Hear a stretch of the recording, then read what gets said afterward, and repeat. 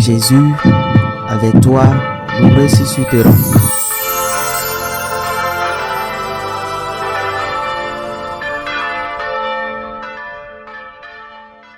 En ce temps-là, les 11 disciples s'allèrent en Galilée, à la montagne où Jésus leur avait ordonné de se rendre. Quand ils le virent, ils se prosternèrent, mais certains eurent des doutes.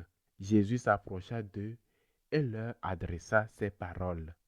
Tout pouvoir m'a été donné au ciel et sur la terre. Allez de toutes les nations, faites des disciples. Baptisez-les au nom du Père et du Fils et du Saint-Esprit. Apprenez-leur à observer tout ce que je vous ai commandé. Et moi, je suis avec vous tous les jours jusqu'à la fin du monde. Acclamons la parole de Dieu.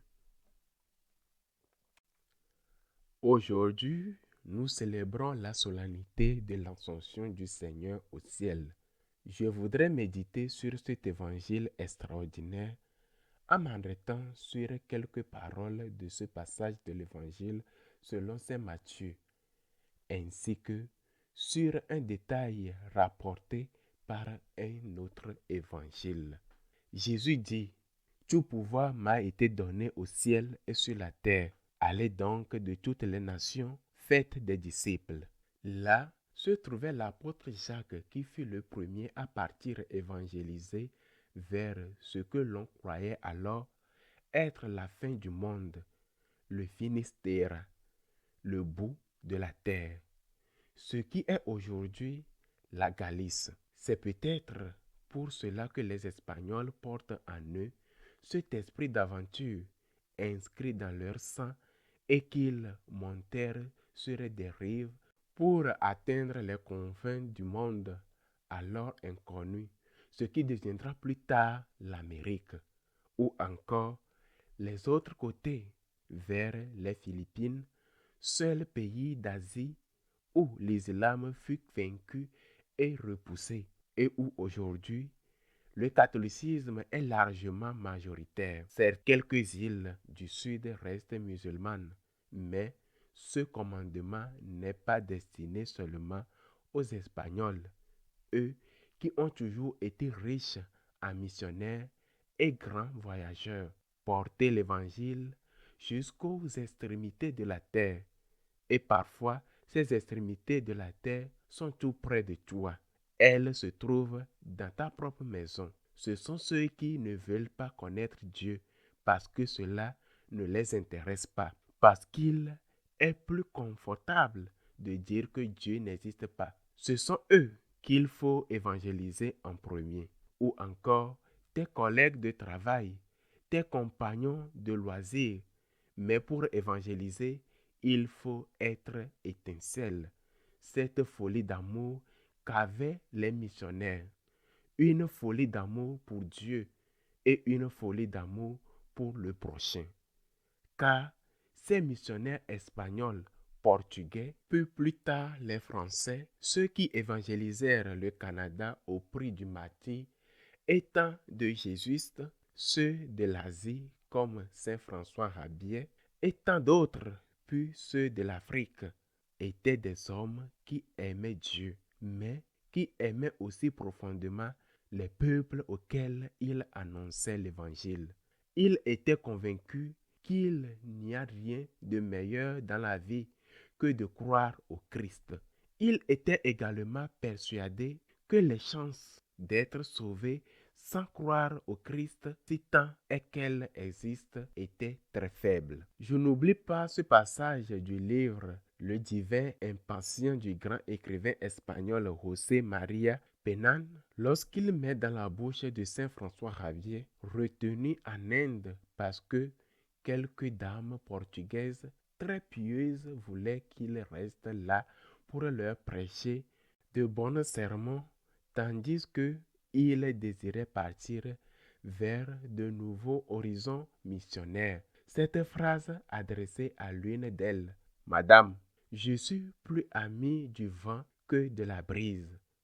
Il faut faire le bien sans tarder, car le mal, lui, ne perd pas un instant. Ayons nous aussi cette étincelle, cette folie d'amour qui pousse à porter le bien, la parole, le message et le salut du Christ jusqu'aux extrémités de la terre. Que ce ne soit pas par ma faute si quelqu'un ne reçoit pas ce message. Saint François Xavier, patron des missionnaires, qui a usé sa santé et donné sa vie, mourant jeune sur une île d'où il apercevait les côtés de la Chine sans avoir été autorisé à y entrer. Lui, qui avait semé l'évangile au Japon, demeure pour nous un modèle de missionnaire. L'amour de Dieu me pousse, disait-il. Et Saint Paul ajoutait, malheur à moi si je n'annonce pas l'évangile.